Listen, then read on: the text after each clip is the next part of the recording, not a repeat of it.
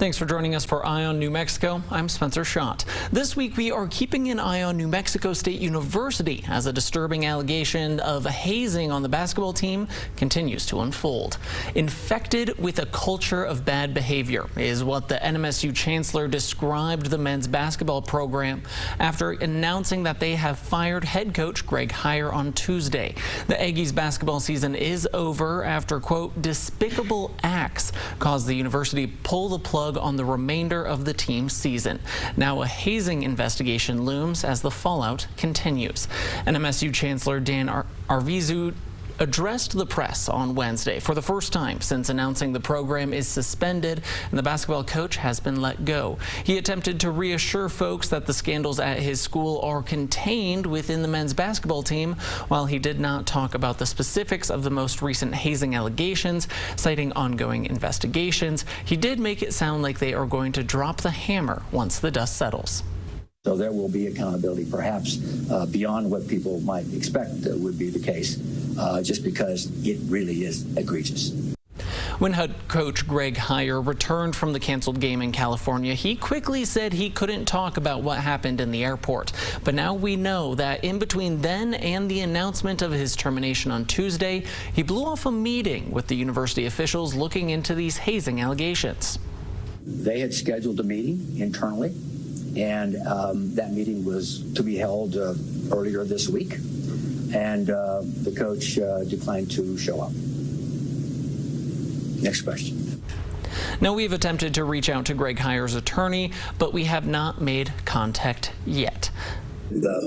Knowing that you've got lots of questions, many of them are very legitimate, I will offer at the beginning of this, we are constrained in some of the answers that we can provide, the specificity of them, due to ongoing investigations that obviously we cannot talk about yet, as well as FERPA, the Family Education Rights and Privacy Act requirements that are very rigorous, and they are focused on the privacy of our students, and we're going to be rigorous in making sure that we protect the privacy of our students in that regard. So let me just start with saying a couple of things. A couple months ago, I gave a presentation to our community that the state university system is strong, and that we have made significant last several years with our university, despite the pandemic and all the challenges that go along with that.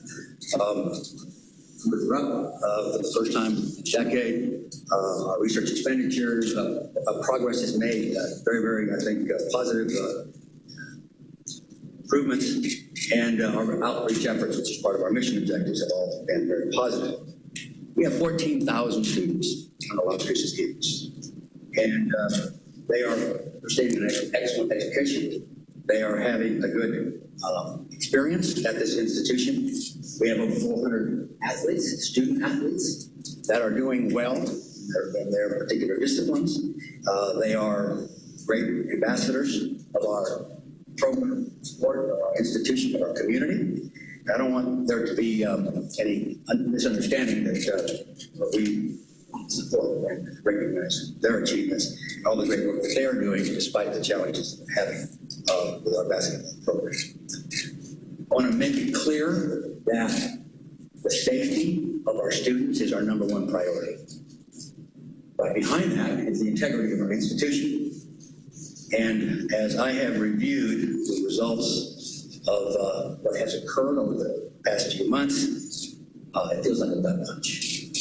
As a parent, as an administrator, as a member of our community, as an alma mater, both disgusted and angry about what has occurred. We have looked and done an expansive review of our programs, and everything that I've learned is that our men's basketball program has been affected. Bad behavior, culture of bad behavior, there have been some egregious violations of our student code of conduct, and there have been essentially other despicable acts. Our review indicates that this culture of bad behavior is contained in our men's basketball program. It is not elsewhere. I want that to be clear. There has been, obviously, actions taken as a consequence of both the external and internal investigations, which have resulted in really putting a reset on our entire program. We're still doing the investigations. We are almost complete with the investigation of the November 16th events. And we have recognized with codes of, we have recognized that the student code of conduct has been violated. Student disciplinary hearings are occurring as we speak. And there will be consequences. I can't talk about that because it's covered by FERPA and the other constraints that we have regarding student privacy. As a result of those investigations are completed, we will be quick to share those to let you know what we have learned and to recognize those things that we do. So with that, I will then have, along with Athletic Director Mario Mocha, answer the questions you had. So, for the questions, if you could please introduce yourself and what media you represent, and then we'll have the appropriate individual answer that question. Go ahead, Leila. Hi, I'm Leila Basitzer with KBIA. My first question to you, sir, is you announced the firing of Coach Hire. May I ask why he wasn't let go after the incident in Albuquerque? As I mentioned earlier, there have been several investigations. One investigation regarding that particular event is not completed. And part of the reason it hasn't been completed is that the coach has represented counsel and it's been difficult to interview him. In the context of that, we've looked at surrounding evidence to essentially bolster our case for the coach. And in that context, that decision was made based on the information we had in our case. Google that is journalism and Google studies, NMSU. What is being done to help the victim and their family on behalf of the students? Yeah, I think the main thing I can say, obviously, I can't talk about who they are, but I can talk about the fact that we've provided both counseling services. We've been in contact with the state government.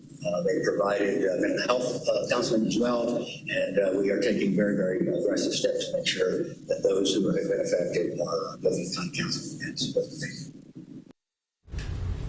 Now, as far as the future of the basketball program, Athletic Director Mario Mocha says he has been in touch with the WAC, the conference they now play in, and Conference USA, where they plan on playing next season.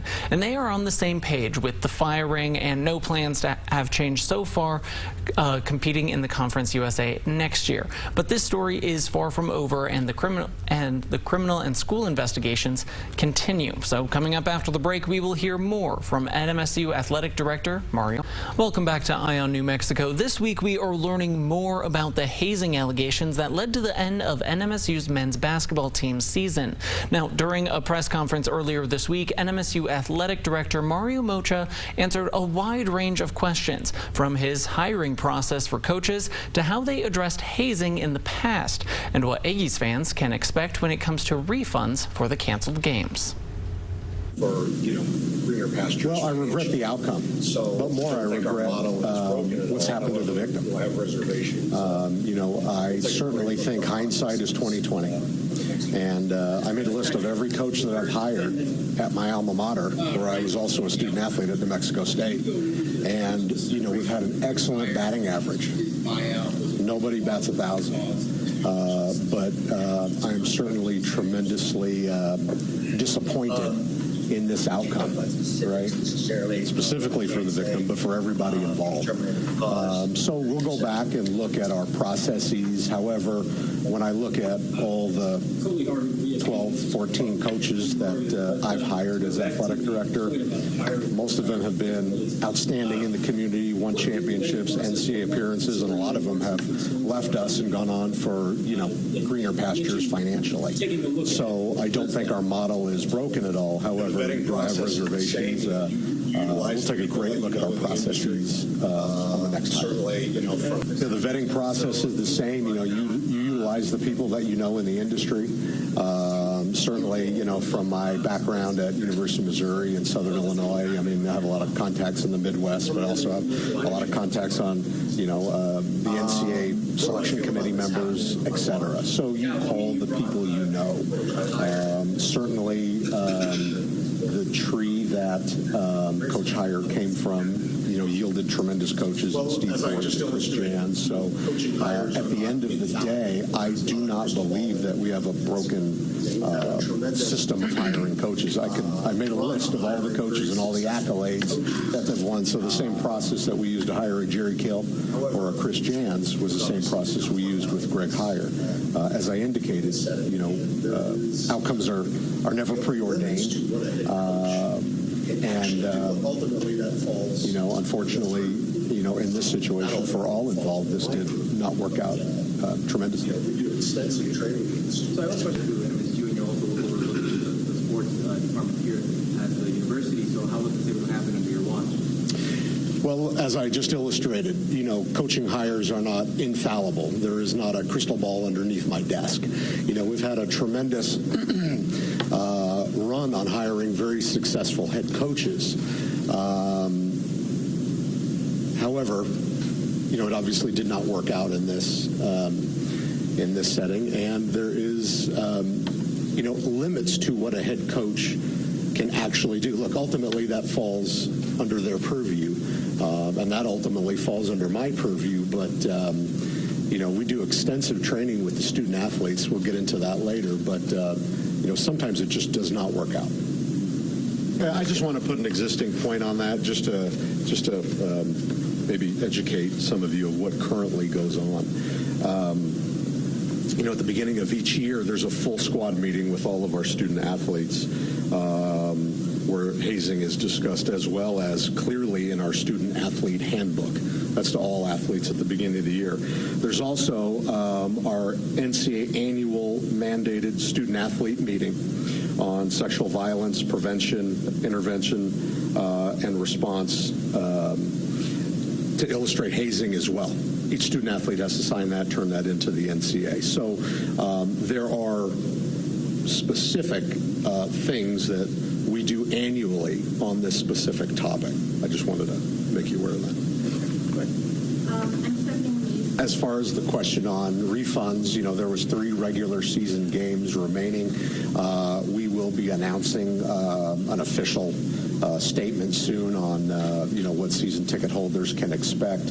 I would anticipate it would be very similar to when New Mexico State could not compete because of the state regulations, and we had already sold football season tickets. So I'm assuming we're going to do one of 2 things, or both things. We'll either issue a refund to individuals or allow them to bank that money for a future Aggie purchase, whether that's this spring or into football or next year's basketball. In so much that we will be competing further this year, a lot of our basketball players are enrolled in some online courses. So a lot of times they can do that remotely, if there's no basketball requirement. So we're trying to get our arms around, who has that status. Well, look, there's university processes specifically in place to ascertain guilt, levels of guilt, etc. As a parent, it makes me sick. However, there are processes, and whatever the outcomes from the university, we will abide by them. The student athletes will have to abide by them, coaches, etc. So, we're just going to let the investigations, take place, hopefully finalized soon, so we can have some clarity on each individual's specific responsibility. Look, my heart tells me that when you're sound asleep in your bed and you're awoken, that a situation has occurred. What is your direct responsibility to that specific situation? However, setting the culture, right, matters. And for individuals who have the ability to think that a night before a big game to get out of the room, et cetera, do some things that we would never condone is certainly troubling.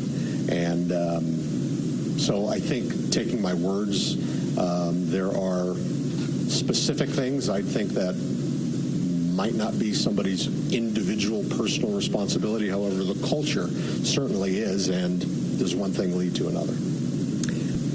As far as an increase of oversight, I can tell you on every single away trip, we sent an upper-level administrator to that game, whether it was myself, whether it was one of our 2 deputy ADs or one of our 2 senior associates. So there wasn't a time where there was an away trip from home that there wasn't a senior level administrator with the men's basketball program. Now, when we come back, we look at the growing list of players who are leaving the Aggies. This week on Eye on New Mexico, we are recapping the fallout that continues from the Aggies men's basketball program. Last weekend, we learned about a police report that was filed the same day the team took off for a game in California that was shortly canceled. According to the NMSU police, a basketball player walked into their police station Friday morning to report consistent hazing in the locker room. The police report says in the most recent incident, 3 other players allegedly held him down, took off his pants, and touched him inappropriately, in quote, in front of the whole team, and no one intervened. The offenses listed in the report include harassment, criminal sexual conduct, false imprisonment. The alleged victim tells police the hazing started last July and the most recent incident happened last Monday. The report also indicates at least 1 other player has been hazed in a similar way, but the victim did tell police he does not wish to press charges at this time. Now, when asked about the specific charges, both the university and NMSU PD officials say it is an ongoing investigation, but the NMSU chancellor says he plans on holding those responsible for these hazings accountable for their actions. And there has been no word from the team either. Players and coaches landed Saturday afternoon after flying back from their canceled game against California Baptist University just to get the news that they won't be playing any more games this season. Coach, can you talk to us?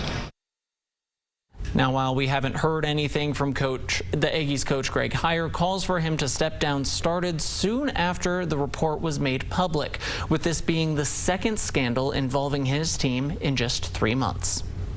The door needs to be shown to Greg Heyer and his entire staff, to be quite frank with you. I think it absolutely shows a total disregard for institutional control. And soon after those calls, it became a reality. Tuesday, we learned the university fired men's basketball coach Greg Heyer. The director of athletics informed Heyer Tuesday afternoon.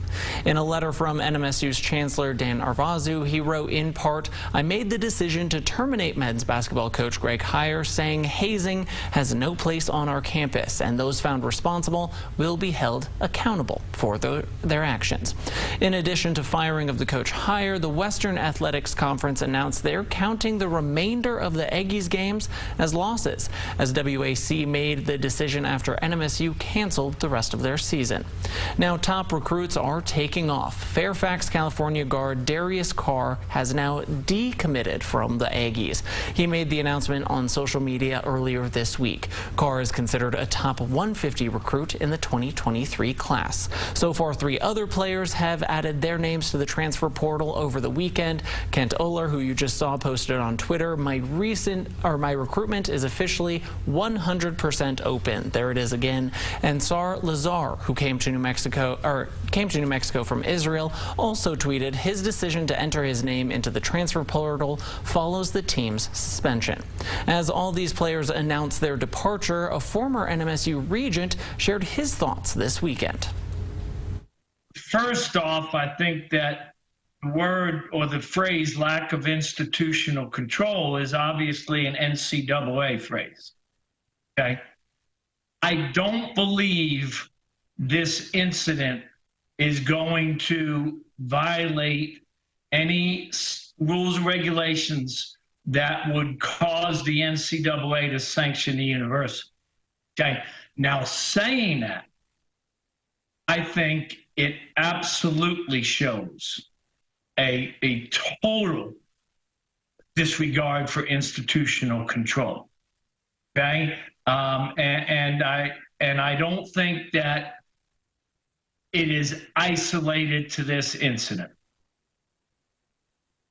I think that there's a total lack of control from the very top. I think that the chancellor has failed the university, and obviously will not be back next year. Quite frankly, I think the regents have failed.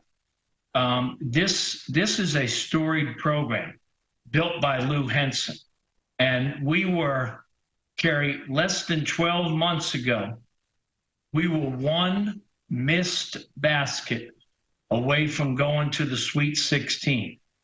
And now we're disbanding indefinitely our basketball program. Something's wrong, but yet we get statements out of the university that don't have any names on them, totally lack transparency. So what is that? It's a lack of leadership. Where is the Board of Regents in this? Why aren't they jumping up and down and saying, stop, we're not going to let you take on our program? And especially with the type of year we had with football, with women's soccer, you know, with all of these other sports, and then all of a sudden that.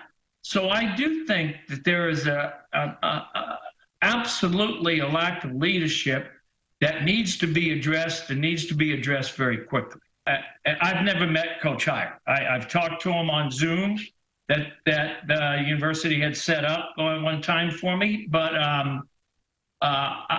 Mario's a good friend, and I have great respect for the job that Mario is doing.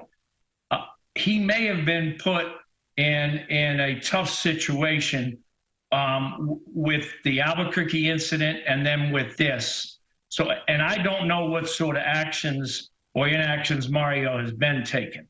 But I will tell you that anytime you have the type of problem that you have in this storied program, you have to look at leadership, and the leadership at the athletic department starts with Mario. So I would think a good look is in order. I would think the door is in order for Greg Heyer. Okay, strong statement. I have an unfiltered mouth, so I'm going to tell you that the door needs to be shown to Greg Heyer and his entire staff, to be quite frank with you. And I think that's exactly why the university hired an independent law firm in Albuquerque to do an investigation of the Albuquerque incident. That law firm, when the report is released, that will have everything you need to terminate Greg Heyer and some of his staff with cause, which means you owe them nothing. And it will prepare the university to defend itself against lawsuits. I think that, and then you add this incident that's just been announced. You will find when the facts come out on this incident that it is nothing less than disgusting, nothing less than something that you can't even imagine that the people who were involved in it did the type of things they did and condoned the type of things that they condoned. Saying that, I think it just adds to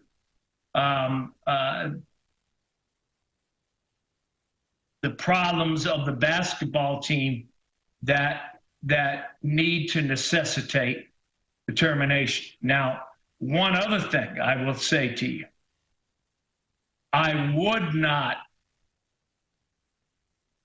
listen when the university says this incident And this determination of suspending the season has nothing to do with the Albuquerque incident.